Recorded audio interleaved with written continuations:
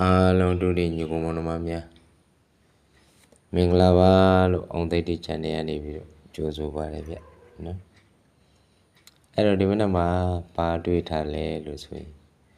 ရှေ့ဥစွာ break ကလေးကိုအရင်ပြပေးမှာပါအဲ့တော့ဒီမှာဒီ3လုံး5ဒီ3လုံး5ဒီ3လုံး3ညဒီ3လုံး5ဒီ3လုံး5ဒီ3လုံး3ညနော်နောက်တစ်ခါဒီမှာဘာလောက်ထားလဲလို့ဆိုရင်အဲ့9 9 3ညကိုတခါဒီမှာလည်းပဲ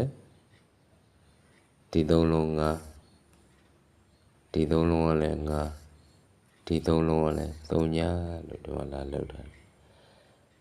နောက်တစ်ခါကျတော့ဒီမှာဘာလောက်ထားသေးလဲလို့ဆိုရင်ခုနပြခဲ့တဲ့ဒီ3လုံး5ဒီ3လုံး5ဒီ3လုံး3ညအဲ့တော့နောက်တစ်ခါမှလည်းသူကဘာလုပ်ထားလဲလို့ဆိုဒီမှာလည်းပဲ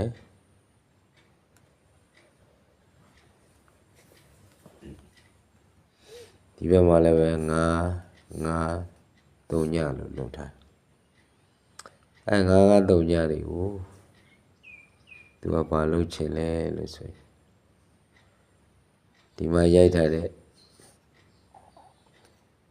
ဒီ3လုံး3ညဒီ3လုံး5ဒီ3လုံး5အဲ့ဒီလိုလဲလာပြီးတော့9ထားတယ်ဒီ3လုံး5ဒီ3လုံး5ဒီ3လုံး3ည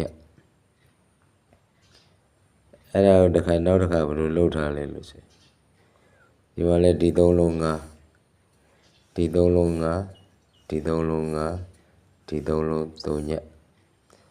အဲ့ဒါကိုတစ်ခါနောက်တစ်ခါဒီမှာဒီ3လုံး5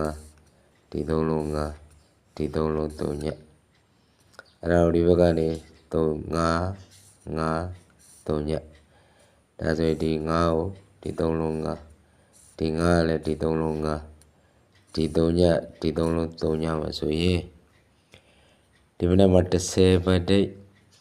ကစားမှာဖြစ်ပါတယ်နော်ဒါလေးကိုပြပေးတာပါအချိန်တွင်းလေးမှာ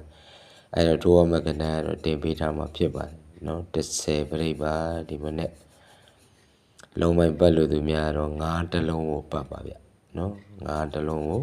ပတ်စီခြင်းပါတယ်ဒါလေးတက်ပြောပေးတာအဲ့တော့အောင်သိတိ channel ကိုရှာကြံပြီးတော့အတန်ကြားရင်တော့မှတ်မိမှာပါ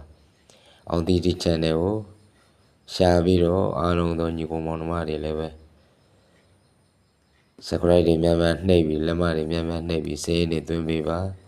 ဒါမှ like များများလွှင့်လို့ရမှာဖြစ်ပါတယ်ဗျနော်